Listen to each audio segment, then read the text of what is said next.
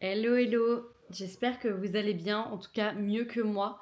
Je vous embarque aujourd'hui dans une vidéo sur ma routine du soir. En vérité, ça fait 3-4 jours que je dois la filmer après le travail. En fait, la vidéo originelle devait être ma routine du soir après le travail. Je vous avoue que nous sommes vendredi soir, je l'ai toujours pas filmé parce que en vérité, j'ai pas de vraie routine parfaite pour le soir après le travail et j'aimerais en avoir une. Il s'avère que ce soir, enfin en cette fin d'après-midi, j'ai eu des mauvaises nouvelles. Enfin des mauvaises nouvelles, rien de catastrophique, hein, mais genre des trucs qui me réjouissent pas du tout. Je vais pas m'étaler sur le sujet parce que c'est pas le sujet de la vidéo et c'est pas un truc que j'ai envie de vous communiquer maintenant, mais bref, j'ai eu des mauvaises nouvelles sur mon avenir professionnel et sur ce genre de choses. Enfin bref, ça m'a miné le moral, j'ai l'impression d'être une petite merde, que ma vie est foutue, que je n'avancerai jamais dans la vie. Bref, je suis littéralement 6 pieds sous terre et en plus je vais avoir mes règles. Donc genre je suis vraiment en big SPM là, j'ai mal au ventre, je me sens pas bien, j'ai mal à la tête, je suis fatiguée. Enfin vous voyez un petit peu l'état. Donc cette vidéo se transforme non pas en routine parfaite après le travail pour être that girl, mais en comment se remettre un petit peu sur pied, comment se ressourcer au niveau mental, énergétique et comment prendre soin de soi. C'est un défi hein, entre vous et moi parce que je ne sais pas encore ce que je vais vous montrer dans cette vidéo. Je vais vous embarquer en fait sur un coup de tête littéralement toute cette soirée sur comment je vais essayer de... Je trouve pas de mots pour dire ça mais en gros toute ma personne et toutes mes choses et toutes mes pensées et toutes mes énergies et souffler un bon coup, me remettre bien sur les rails et ouais essayer d'enlever un maximum la négativité de mon corps. La première étape est d'arrêter de scroller mais bah ouais ça fait faire une demi-heure en fait que je suis rentrée du boulot, une demi-heure que je scrolle et que je me morfonds dans mon coin, donc on va arrêter tout ça et on va faire du rangement et du nettoyage. Hyper fun. Alors, attention, je ne dis pas que c'est ce qui me fait du bien de faire le ménage, de faire le nettoyage, je déteste ça même, mais là, vous allez voir l'état de ma cuisine, c'est catastrophique, il y en a partout, ça me met dans un inconfort pas possible. Sur le côté, j'ai des piles de linge à ranger et tout. Bref, j'ai un environnement qui est hyper toxique là ce soir. Tout est en bazar, tout est cracra. Il faut que je fasse la litière des chats. Il faut que je fasse passer l'aspi et tout. Bref. Donc on va se bouger un petit peu et on va cleaner l'environnement, mettre du pchit qui sent bon. Et comme ça, on va enlever la négativité de l'environnement pour essayer d'enlever la négativité de notre corps. Ok, ne prenez pas peur, ne m'insultez pas de grosses mimi cracra dans les commentaires, mais bah voici l'état de ma cuisine. Voilà, nous avons une pile de vaisselle ici, d'innombrables trucs de vaisselle tout bien dégueulasses. Là de la vaisselle propre ici qu'il faut que je range et un lave-vaisselle évidemment à vider parce que lui il a tourné, je l'ai pas vidé et c'est pour ça que c'est une hécatombe ici. Et attendez, est-ce que Jérém a vidé les poubelles ? Il n'a pas vidé les poubelles, donc il y a encore des déchets ici. Voilà.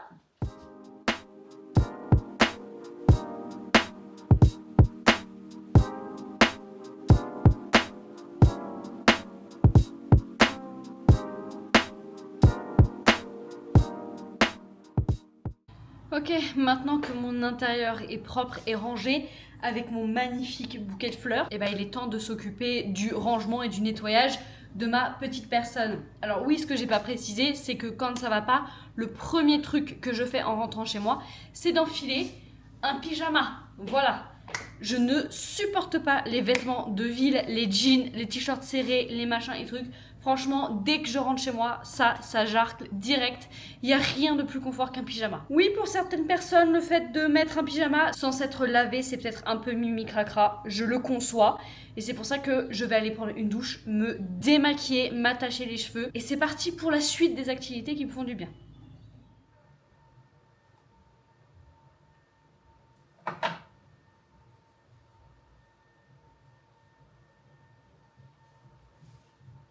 Bon, maintenant que nous sommes propres, de nouveau en pyjama, détendu, un truc qui me fait vraiment vraiment du bien quand ça va pas trop et tout et que je commence à ruminer un petit peu toute seule et que j'en fais qu'à ma tête et que mon cerveau il carbure, c'est de faire des exercices de développement personnel. Alors, attendez, petite pause. Petit Mimi veut dire bonjour. Ça va ? Bah oui, oulala. Forcément, oula, tu vas tout faire tomber. Ouh là là, vous l'avez échappé belle. Je disais, un truc qui me fait vraiment du bien quand mon cerveau est un peu trop en ébullition, c'est de faire des exercices de développement personnel. Alors, ça peut être tout et n'importe quoi, ça peut être du journaling, ça peut être écrire des lettres qu'on va brûler après, ça va être des exercices en tout genre et tout.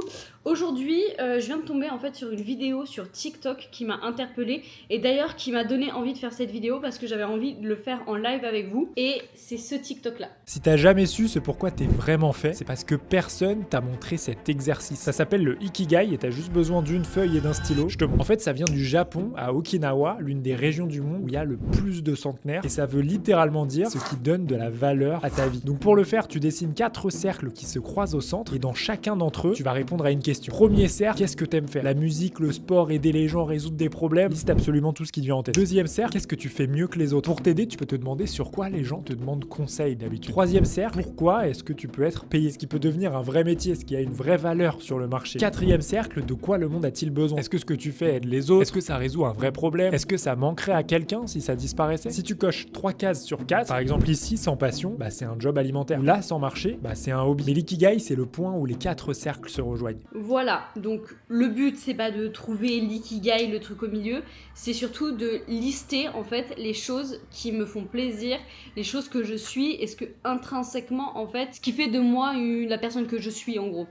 Parce que moi j'ai tendance, voilà, quand mon cerveau il carbure un peu trop, il a tendance à se perdre et à me dire que je suis qu'une sombre merde, genre que je suis inutile et que j'ai aucune valeur et surtout que rien me plaît et tout. Ce qui est archi faux évidemment, mais mon cerveau aime bien ruminer quand il y a une mauvaise nouvelle, de bien m'enfoncer comme il faut. Donc on va faire ça, on va faire mes 4 petits cercles, hop, ils sont trop moches. Attendez, je vais refaire, ils sont dégueux. Ok, un cercle, ok. Ils sont un peu mieux. Ça ressemble plus à des patates qu'à des cercles, mais c'est pas grave. En haut, il a dit ce que j'aime faire.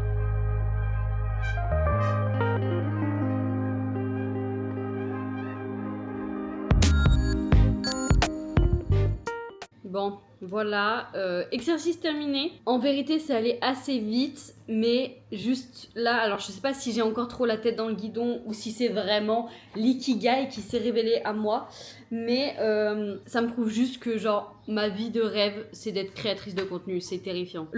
Dans ce que j'aime faire, j'ai mis plein de trucs et il y en aurait encore plein d'autres, et c'est ça la case que je préfère parce que ça me fait me rendre compte que ma vie n'est pas fichue et que je peux trouver un petit peu de bonheur dans le monde. Ensuite, dans la partie qu'est-ce que je fais mieux que les autres, ça en vérité c'est assez dur.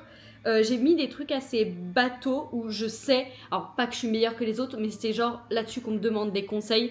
Je sais parler en public, je suis hyper pédagogue, je sais très bien donner des conseils et j'ai un sens de la vision globale. Ensuite, quels sont les métiers qui me correspondent et que je pourrais être payée pour ça? Le métier que je fais actuellement qui est médiatrice scientifique et culturelle, psy. Pourquoi pas, j'ai pas envie de me relancer dans des études donc je pourrais pas, mais c'est peut-être un métier dans lequel je serais assez forte.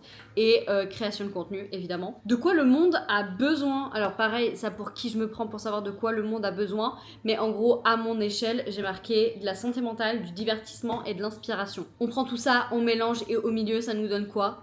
Littéralement, enfin de la création de contenu, ça peut apporter du divertissement et de l'inspiration, c'est des trucs dans lesquels je suis forte, c'est des trucs qui peuvent être rémunérés, ça fait partie des trucs que j'aime faire, enfin bref. Et alors là on part dans quelque chose en fait qui me paraît complètement irréalisable, genre ça va faire 6 ans que je fais de la création de contenu sur YouTube, en tout cas ça fait quelques années que je fais sur les autres plateformes genre Insta et TikTok notamment, et ça ne décolle pas et j'y arrive pas et je peux pas être rémunérée pour ça à hauteur d'un salaire quoi. Donc juste j'ai l'impression que c'est pas viable et que je peux pas en fait non c'est même pas que je peux pas imaginer, c'est que je ne peux pas me baser là-dessus, même si c'est quelque chose qui pourrait peut-être me correspondre à 100%, en tout cas qui m'apporterait plus de bénéfices que d'inconvénients. Je peux pas, dans ma tête c'est totalement irréaliste quoi. Je sais pas quoi en penser. Cet exercice de développement personnel m'apporte plus de doutes qu'autre chose, mais en vérité ça m'a fait du bien parce que ça m'a sorti un peu la tête du guidon et ça m'a fait relativiser les mauvaises nouvelles que j'ai eues tout à l'heure. Donc ça va bien mieux et ça c'est très cool. Bon, et vous vous doutez bien que ce soir je ne vais pas faire à manger. Donc on a commandé sur Uber Eats et en attendant que la commande arrive, je vais me poser tranquillement et je vais lire. Et en vérité, ça y est, je suis déjà calmée, ça va déjà beaucoup mieux. Là, j'ai juste envie de me poser, rien faire et me plonger dans mon livre.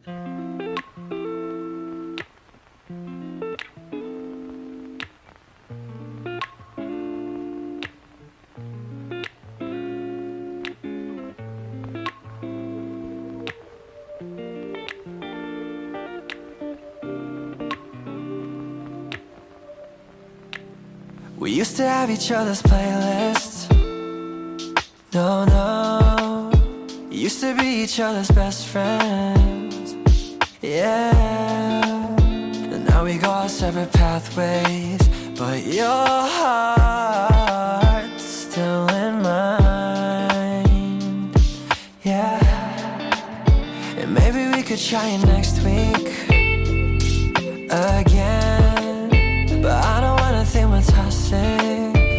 But who cares? You said that we're over, hands under covers alone this time. But everything I see still reminds me of you. Bag of... Bon, ça y est, il est genre 22h30, 23h. Je vais aller me coucher doucement. Je vais surtout me poser dans le lit avec, encore une fois, ma liseuse, histoire de décompresser un petit peu, de me replonger à fond dans mon livre. La vidéo ne va pas pour autant s'arrêter là parce que j'ai d'autres conseils et d'autres trucs à vous montrer.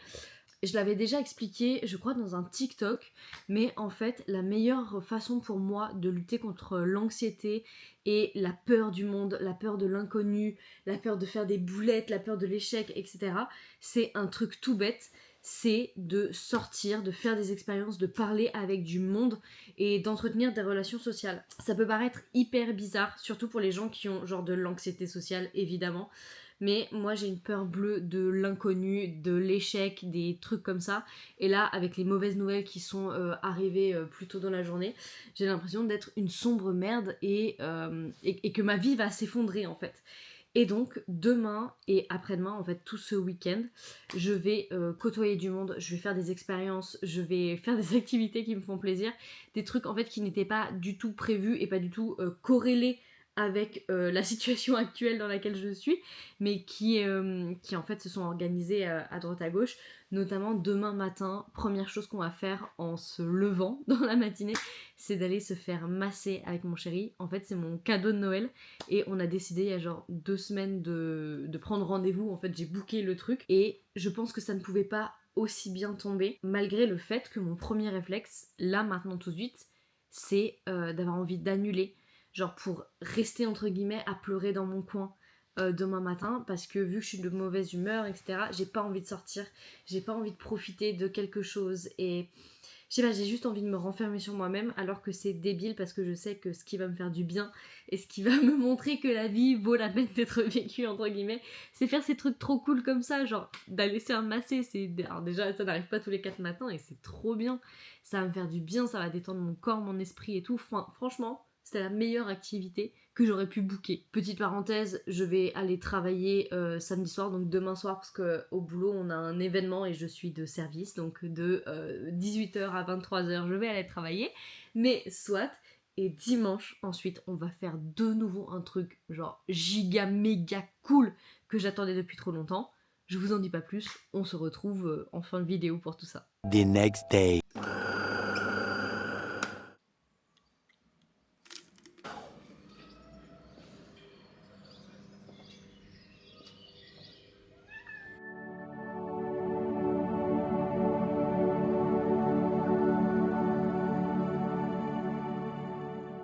Nous sommes samedi après-midi, fin d'après-midi, il est 16h30 bientôt. Il faut que j'aille bosser dans genre 1 heure. Ouais, ce serait bien que je parte dans 1 heure. Il faut que je sois au taf à 18h pour enchaîner jusqu'à 23h. J'ai pas du tout envie, mais je vous avoue que je me suis un peu fait une raison. C'est pas grave, ça va être une bonne soirée, un peu exceptionnelle, genre c'est un événement et tout. Je bosse pour la nuit des musées, donc franchement, c'est un cadre qui est hyper différent d'habitude. On aura du public, on aura des enfants et tout, tout le monde sera content.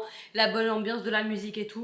Donc ça va être cool. Vous l'avez vu ce matin, on est allé se faire masser et c'était trop bien, franchement. Un cadre hyper apaisant et tout. Ça m'a bien, comment dire, détendu, ça ok. Et surtout ça m'a genre apaisé un peu mentalement. Ça m'a permis de souffler, de prendre soin de moi. J'avais un peu quand même la petite voix dans ma tête qui me disait qu'il fallait que je réfléchisse à d'autres choses, que machin, que je méritais pas trop de me reposer, que c'était un peu une perte de temps et tout. Mais j'ai réussi à garder mon calme, à garder mon cerveau sous contrôle et à me dire que c'est pas un massage d'1 heure dans ma vie qui va me faire rater ma life. Voilà. Il faut que j'aille me sécher les cheveux parce que là c'est en train de partir en cacahuète.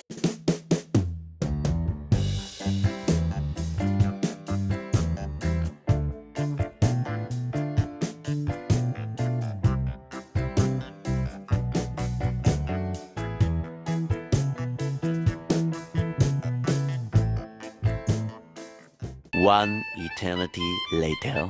Bon, il est 23h30, que dis-je 23h45, je viens tout juste de finir le boulot. J'en peux plus, je suis épuisée, mais je me suis gavée de sucre, de bonbons et tout pour essayer de tenir un peu le rythme. Sauf que maintenant, j'ai l'impression que je pourrais jamais dormir. Genre, je sens que mon corps est épuisé, mais genre, je sens tout le sucre là qui coule dans mes veines et qui me maintient tout excité et tout là.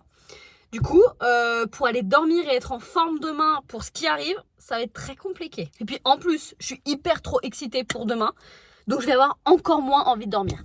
Bref. Hello, hello, nous sommes dimanche, normalement dernier jour de ce vlog parce qu'il faut que cette vidéo sorte demain, mais c'est pas grave, je suis surexcitée, je suis réveillée depuis 8h30, voilà, et depuis j'attends qu'il soit 10h pour que Jérém se lève, qu'on puisse s'habiller, se préparer et partir. Est-ce que je vous ai dit où on allait aujourd'hui? Si, je crois que je vous l'ai dit en tout début de vidéo. Bah alors, peut-être que je radote ou peut-être que c'est l'exclusivité d'aujourd'hui, mais on va au médiéval d'Andy. Je suis trop contente. L'année dernière, on n'a pas pu y aller parce que littéralement, on s'est chopé une insolation. Est-ce que c'est bon pour vous? Voilà. Donc ça fait 2 ans que j'attends absolument d'y aller parce que genre, j'adore cet événement. Et cette année, en plus, je me déguise. Voilà. J'ai mon petit corset, ma jupe, machin. Je vais pouvoir incarner le personnage. J'adore me déguiser, j'adore les trucs à thème comme ça, littéralement depuis plusieurs années. Mes anniversaires, c'est des fêtes costumées, voilà. Donc ce genre d'événement, genre c'est trop ma came, je suis trop contente, je suis surexcitée. Allez, c'est parti, on passe de ce pyjama à ce costume absolument très simple, mais magnifique. Tada! Voilà, petit costume. Franchement, c'est simple, hein. J'ai fait, j'ai emprunté une vieille chemise à ma sœur, avec des froufrous partout, mon petit corset éternel, et j'ai une jupe blanche, tout ce qui est plus classique. Et ma sœur qui est fan un petit peu de cosplay, je lui ai emprunté une dague comme ça, argentée, à mettre à la taille. Et voilà! On est bon!